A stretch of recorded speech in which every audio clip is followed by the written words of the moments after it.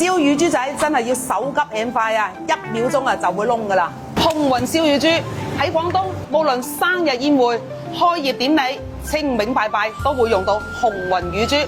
乳豬仔嘅處理工作亦都係至關重要㗎。首先，我哋要選用新鮮嘅乳豬仔，攞返嚟之後亦都係要處理好，再醃味。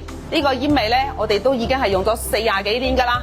咁然後到風乾啦，吹凍咗之後先至到我呢步係燒製嘅。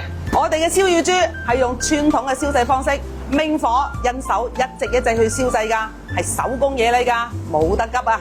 依家我係左手揸針，右手揸叉，15分鐘時間將呢隻乳豬仔燒好佢。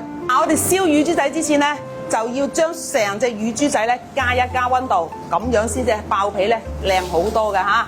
溫受熱咗隻乳豬之後成隻乳豬仔爆起皮啦。爆起咗之後我哋就輕輕刮一刮佢嚇，有啲燒黑咗嘅刮一刮佢。之後我哋就搽少少花生油落去嚇。大家想唔想知道點解要搽啲油落去再繼續燒製呢？嗱，其實我哋搽啲油落去之後，就會令到佢均勻去受熱，旁邊燒好咗嘅話佢都唔會燶啊。我哋呢啲位置未爆嘅話亦都可以繼續爆㗎。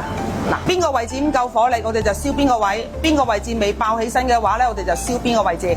嗱，咁樣脆卜卜嘅化皮燒乳豬我用咗15分鐘嘅時間就燒好咗啦。咁你又燒幾耐啊？評論區話我知啊。